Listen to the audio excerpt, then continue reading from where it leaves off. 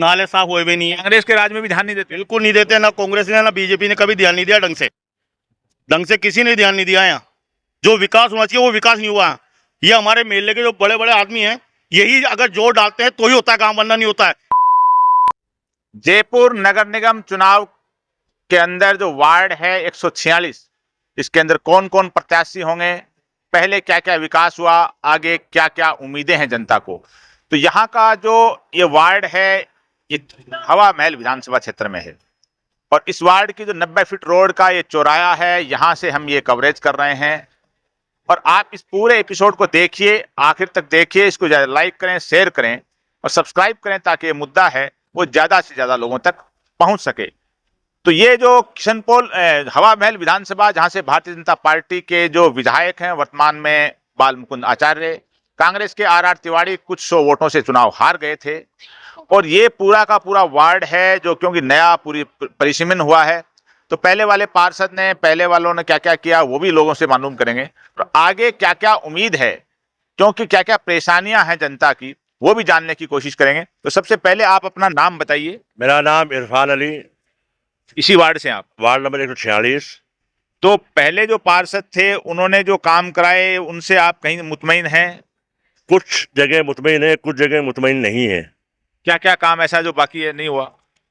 बहुत सी काम है, जैसे नालियों का काम है, रोड लाइटों का काम है, हमारे कब्रस्तान के अंदर यानी कि जो है बाउंड्री वाल नीची है, वो बाउंड्री वाल आज तक ऊपर नहीं हुई है। कब्रस्तान के कार्य हैं, हमारे मस्जिद के और इनके पट्टों का यानी कि सिलसिला यानी कि वो आज तक हमारे नहीं हो पा रहे हैं। पहले वाले पार्षद तो वो निर्दलीय थे और राज पिछली बार कांग्रेस का था, तो कांग्रेस का और उन पार्षद साहब का आपस में तालमेल था या नहीं था? तालमेल उनका बिल्कुल तालमेल नहीं बैठा, निर्दलीय से और पार्टी के हिसाब से उनका तालमेल बिल्कुल नहीं बैठा, क्योंकि बोर्ड राज कांग्रेस का था और वो निर्दलीय थे। और उन्होंने के और हमारे जो एमएलए महोदय थे महेश जोशी जी, उनके भी काफी इस मामले में अनबन रही है। अच्छा, महेश जोशी कद्दावर नेता यहाँ के मंत्री रहे हैं, इसी क्षेत्र से विधायक रहे हैं, तो क्या वो इस इलाके में आते थे, यहाँ का ध्यान रखते थे? वो सिर्फ वोट लेने के लिए आए, उसके बाद में उन्होंने कोई ऐसा कार्य नहीं किया। उन्होंने हमसे करीबन 10 बार आकर के कान पकड़ के माफिया भी मांगी है, पर उन्होंने ऐसा कोई कार्य नहीं किया। उनको हमने 2 बार एमएलए और 1 बार सांसद बना के भेजा है यहाँ से, पर उन्होंने आज तक ऐसा कोई कार्य हमारे लिए नहीं किया है। और आर तिवारी जो कुछ 100 वोटों से यहाँ हारे थे पिछली बार, वो क्या आते हैं यहाँ इस क्षेत्र में? आते हैं, वो बुलाता है, कोई फंक्शन में बुलाता है या वैसा आता है, वो जब आते हैं यानी कि वैसे अपनी मर्जी से वो राउंड अप करने के लिए कभी नहीं आते हैं। और यहाँ के जो भारतीय जनता पार्टी के विधायक हैं बाल मुकुंद आचार्य, वो क्या इस इलाके में आकर के लोगों से पूछगछ करते हैं कि तुम किस हाल में हो? वो सिर्फ आते हैं, अपनी नफरत डालने के लिए आते हैं, वो हिंदू मुसलमान करने के लिए आते हैं। वो एक अच्छे नेता के रूप में यानी कि यहाँ आकर के किसी ऐसी बातें नहीं करते हैं, वो हमेशा नफरती बातें करते हैं। वो आज भी उनके दिमाग में ये हिंदू मुस्लिम वाली बातें हैं, जबकि हमारी उस बस्ती के अंदर हिंदू मुस्लिम वाली कोई ऐसी बात नहीं है। तो बाल मुकुंद आचार्य, जैसा कि आप कह रहे हैं कि वो नफरत फैलाने की कोशिश करते हैं, जब भी आते हैं हिंदू मुस्लिम करने की कोशिश करते हैं, तो क्या इस इलाके में उन चीजों का, उस नफरती बातों का कोई प्रभाव पड़ता है? नहीं, हम उस चीज़ नहीं है। हम हमारा यानी कि आज भी यानी कि गंगा जमनी तहजीब से हम रह रहे हैं। लोग बाग हमारे पास के अंदर हिंदू भाई है, हम आज भी गंगा जमनी तहजीब से रह रहे हैं। हमारे अभी ऐसा नफरती माहौल में कोई नहीं आता? उनकी नफरती माहौल के अंदर कोई भी नहीं आ रहा। उनके 2-4 जो चले चपाटी हैं वो कोई करते होंगे नहीं, बाकी हमारे अभी गंगा जमनी तहजीब अभी मौजूद है। हमारे वार्ड 16 के पास है, सुरेश शर्मा जो है वो अभी है, उधर गिराज जी है और भी है, यानी कि हमारे यानी कि अच्छे ताल्लुकात है, अच्छे संबंध है। और आज भी हमारे जो मुस्लिम भाई हैं यानी कि हिंदू भाइयों के आते हैं जाते हैं, वो हमारे आ रहे जा रहे हैं, यानी कि ऐसी कोई दिक्कत वाली बात नहीं है। अच्छा, और अभी इस वक्त जो दावेदार हैं, कौन बताएगा कौन कौन किस पार्टी से दावेदार हैं मुख्य तौर पे?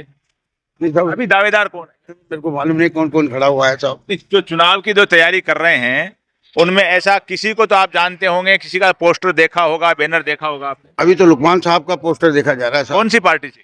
ये MI पार्टी से है सर। तो MIM से भी यहाँ दावेदार हैं, लुकमान नाम बता रहे हैं, उनकी माँ चुनाव लड़ रही है शायद। हाँ जी, उनकी वालदा जो है चुनाव लड़ रही है। माशाल्लाह वो हमारी मोहल्ले के अंदर काफी टाइम से हमारे मोहल्ले की खिदमत करते आए हैं और इंशाल्लाह लुकमान भाई मुद्दे उठा रहे हैं यहाँ के। जी हाँ, वो उठाते आए हैं, उठाते रहेंगे। लुकमान भाई जो है हमारे यहाँ मोहल्ले में पहले से ही काम कर रहे हैं। पार्षद का तो चुनाव के दावेदार तो अब बने हैं, वो उससे पहले से ही खिदमत कर रहे हैं कौम की। आपको क्या लग रहा है, MIM का क्या इस वार्ड से कोई खाता भी खुल सकता है? इंशाल्लाह सबसे पहले खाता ही हमारे लुकमान साहब का खुलेगा वार्ड नंबर 146 से। क्यों? कि वो हमारे मोहल्ले के खिदमतगार बंदे हैं। पक्का यकीन आपको? हमें पक्का यकीन है, इंशाल्लाह जरूर जीतेंगे वो।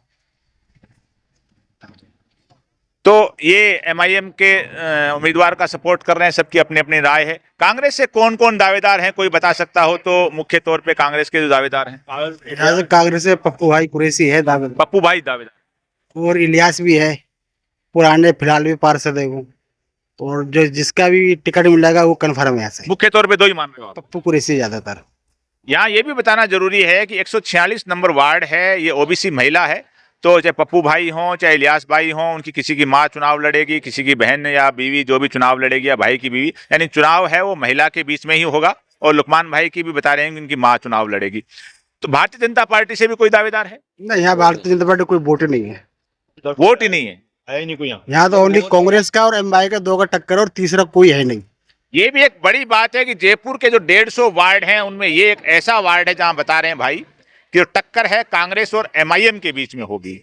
ये भी एक बड़ी बात है कि भारतीय जनता पार्टी की प्रदेश में सत्ता है, राजधानी का नगर निगम का चुनाव है, लेकिन बता रहे हैं कि कोई दावेदार ही नहीं है। तो ये यहाँ मजबूत कैंडिडेट है, पप्पू भाई कुरैशी और लुकमान, दो कैंडिडेट मजबूत है यहाँ अभी तक। और अगर इनको टिकट किसी को नहीं मिली तो कोई बगावत भी कांग्रेस में हो सकती है? हाँ, हो भी सकती है।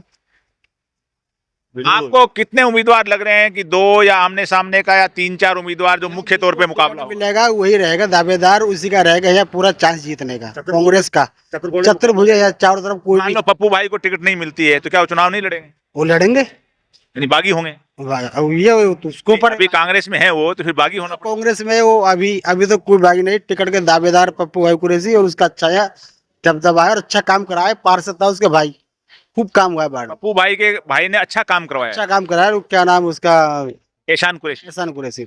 ऐसा कुछ नहीं है, जितना काम हो सके कराया जो उसके बस की है बीजेपी के राज में। ये जो भाई, आपका क्या नाम है? अब्दुल वहीद। यहीं के हो आप? जी। तो मुख्य समस्याएं यानी मसले क्या क्या हैं इस इलाके के जो आप सुबह शाम देखते हो? सबसे बड़ी समस्या क्या है यहाँ? एक तो सड़कें जो बनती हैं वो सिर्फ 4 दिन की नहीं बनती, उसके बाद वो भी खुद जाती हैं। ये खोदता कौन है? मैं कहता हूँ खोदने वाले आते हैं, जैसे कभी लाइन खराब हो गई, कभी क्या खराब हो गई, फिर उसको जोड़ के नहीं जाते हैं। हमारा सबसे बड़ा मुद्दा। दूसरा, रोड लाइट, इसका कोई मुद्दा नहीं उठता है यहाँ। जब हम पार्षद को फोन करते हैं तो पार्षद आगे फोन करता है, कई दफा तो 10-10 दिन ले जाते हैं। आप अंदर जाएं, देखें आप जाके खुद। तो इसमें मुद्दा तो पार्षद को, रोड लाइट के बारे में और खुदी हुई सड़कों के बारे में कोई गौर नहीं कोई नहीं। आप देख लीजिए, पूरा रोड खुदा पड़ा है, और फिर महीने बाद 2-2 महीने बाद रोड बनता है यहाँ। तो ये बनना जरूरी था जल्दी, हाथों हाथ। नहीं, मगर बनता जैसे नहीं है। अभी बीजेपी की सरकार है, ये नाला और विधायक भी यहाँ से बीजेपी के हैं। हाँ, जैसा कि इन्होंने कहा कि कोई ध्यान नहीं देते हैं, आते हैं तो नफरत फैलाते हैं। बिल्कुल सही बोल। क्या भाजपा ने कोई यहाँ के विकास कार्य करवाए? तो भाजपा यहाँ आती नहीं है, कोई आदमी खड़ा होता ही नहीं भाजपा से यहाँ, क्योंकि मुस्लिम को टिकट दिया ही नहीं जाता है। यहाँ पे बीजेपी की तरफ से कोई मुस्लिम को टिकट नहीं दिया जाता है, तो फिर भाजपा कहाँ से आएगी? तो इस 2-2.5 साल पहले कांग्रेस का राज था और पार्षद भी थे यहाँ, तो फिर उस वक्त क्या सड़कों का, इनका हाल नालियों का ऐसा ही था? बिल्कुल साहब, आप खुद देख लीजिए, अभी भी सड़कें टूटी बड़ी पूरी, नाले साफ हुए भी नहीं है। कांग्रेस के राज में भी ध्यान नहीं देते? बिल्कुल नहीं देते, ना कांग्रेस ने ना बीजेपी ने कभी ध्यान नहीं दिया ढंग से किसी ने ध्यान नहीं दिया यहाँ। जो विकास होना चाहिए वो विकास नहीं हुआ। ये हमारे मेले के जो बड़े बड़े आदमी हैं, यही अगर जोर डालते हैं तो ही होता है काम, वरना नहीं होता है। जैसे हमारे पप्पू भाई साहब ने, और 2-3 जने हो रहे, मूसा है, 2-4-5 जने हो रहे, जब ये जोर डालते हैं तब काम होता है, वरना कोई काम नहीं होता यहाँ।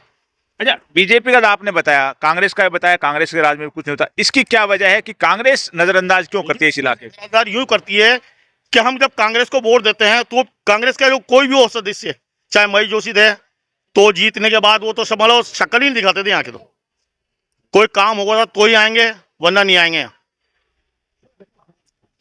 ये एक बड़ी पीड़ा बता रहे हैं, क्योंकि ये जो इलाका है इसके अंदर ये मुस्लिम बाहुल्य इलाका है, कि कांग्रेस को एक तरफा वोट भी देते हैं लेकिन कांग्रेस के राज में भी कोई सुनवाई नहीं होती है।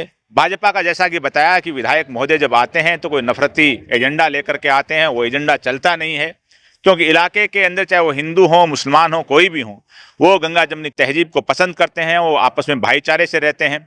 लेकिन फिर भी विधायक महोदय अपना नफरती एजेंडा चलाने की कोशिश करते हैं। कांग्रेस है अपने राज में ध्यान इसलिए नहीं देती है, जैसा कि ये भाई बता रहे हैं, कि उनको पता है कि वोट आसानी से मिल जाएंगे और आसानी से हम विधायक बन जाएंगे, इसलिए कांग्रेस भी ध्यान नहीं देती अपने राज में।